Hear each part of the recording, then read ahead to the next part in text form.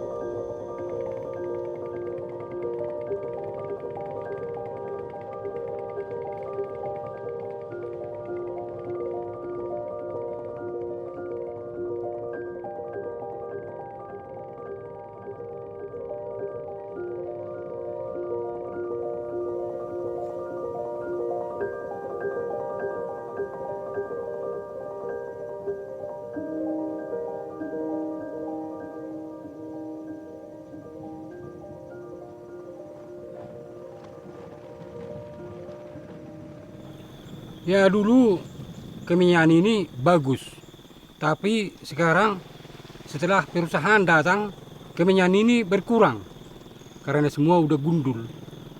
Dan juga sekarang ini untuk menanam baru pohon kemenyan ini tanahnya nggak apa lagi, nggak cukup lagi. Udah semua hutan-hutan terpakai oleh pengusaha-pengusaha seperti TPL, nggak bisa lagi ditanam ulang.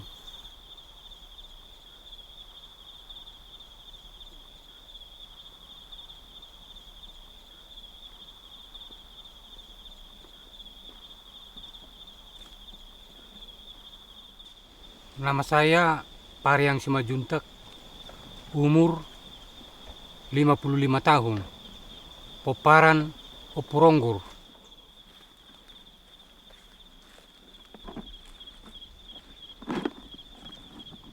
Kita bekerja di hutan ini bisa dibilang senang hati kita. Hasil dari kemenyan ini sampai 80%. Karena inilah mata pencarian pokok untuk mencari duit untuk menyekolahkan anak-anak.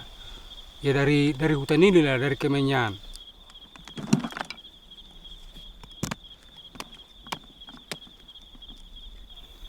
Ya kualitas kemenyan ini kalau kita yang putih ini bisa di pasaran sampai 250.000 rupiah per kilogram.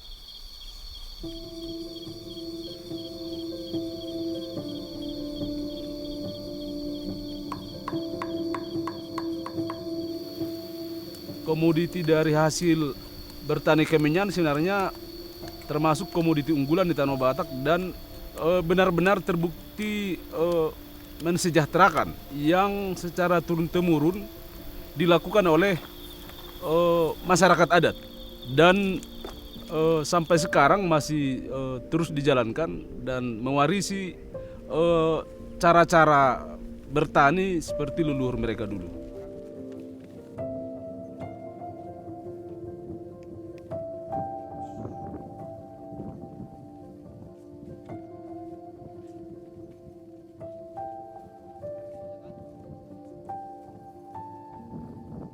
Ape hami jonon ngad binaw to be meribu tahun na julu nuni now diparhasakan na kaputta.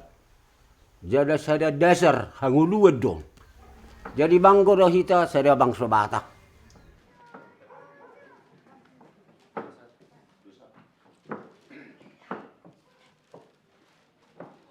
Jadi saya udah bekerja ini lebih kurang 32 tahun.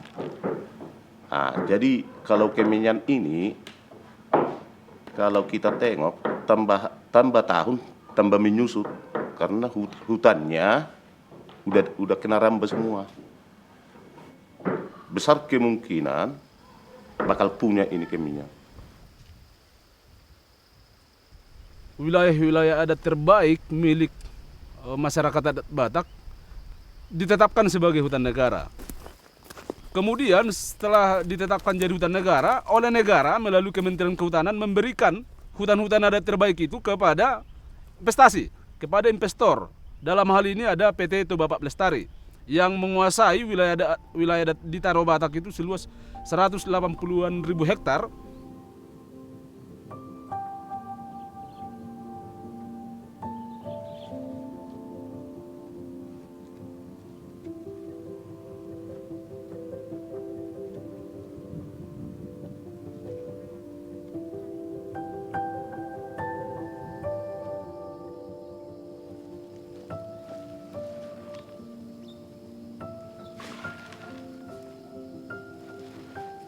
Delapan 18 tahun yang lalu, kami sepakat untuk kembali merebut tanah ini dari TPL.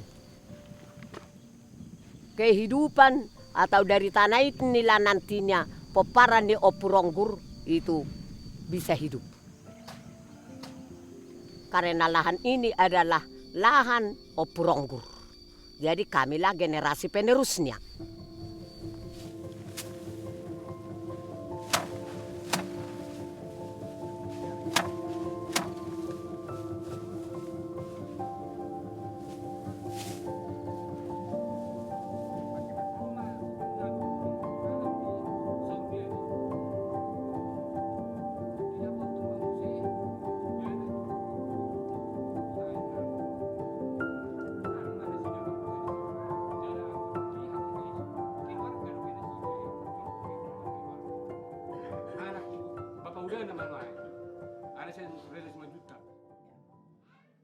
Dasar pengaduan itu terjadinya diskriminasi terhadap masyarakat Opuronggur ya.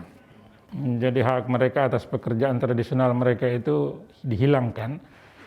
Dan dihilangkan itu akibat tanah mereka itu diambil oleh negara untuk diserahkan kepada investor. Yang kedua, negara gagal melindungi hak tradisional masyarakat. Yang ketiga, perampasan tanah itu, pengambilan tanah dilakukan tanpa persetujuan masyarakat. Dan itu menurut sebuah prinsip yang namanya free prior informed consent, itu kesalahan yang serius. Dan itu juga menjadi dasar untuk menilai berdasarkan konvensi ILO 111 bahwa negara telah melanggar isi konvensi ini karena gagal melindungi pekerjaan tradisional masyarakat Opuronggur sebagai warga negara ya. Dan kemudian lebih melindungi perusahaan, sebuah badan hukum di bawah hukum Indonesia, tapi dalam konteks konstitusional itu sebetulnya hak negara itu harus melindungi warga negara. Tidak ada dalam konstitusi itu negara didirikan untuk melindungi sebuah korporasi, tidak ada.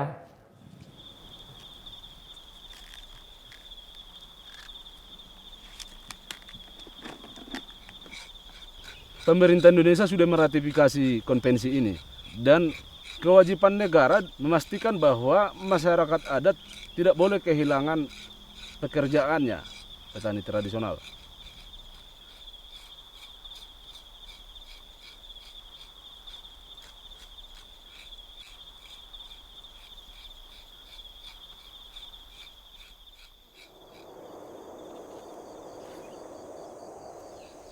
Di ladang orang Batak ini kita di doknya tua-tua argado bonani pinasa. Berartina argane bonani pinasaon, ahara bonani pinasa tahun 5 tahun. Unang mana siga tahun, kalana siya nodo sudah dasar hidup tak.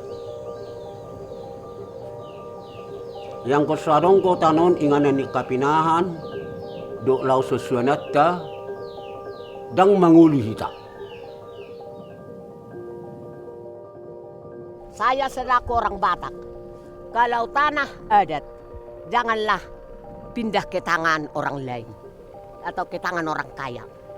Jadi tanah adat itu tetap tanah adat.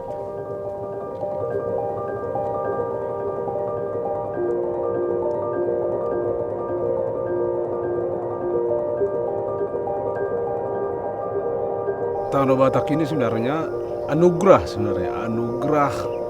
yang diberikan oleh Tuhan Pencipta alam semesta bagi orang Batak. Dan jelas sekali bahwa pesan-pesan atau tona dari leluhur kepada keturunannya bahwa harus dilestarikan.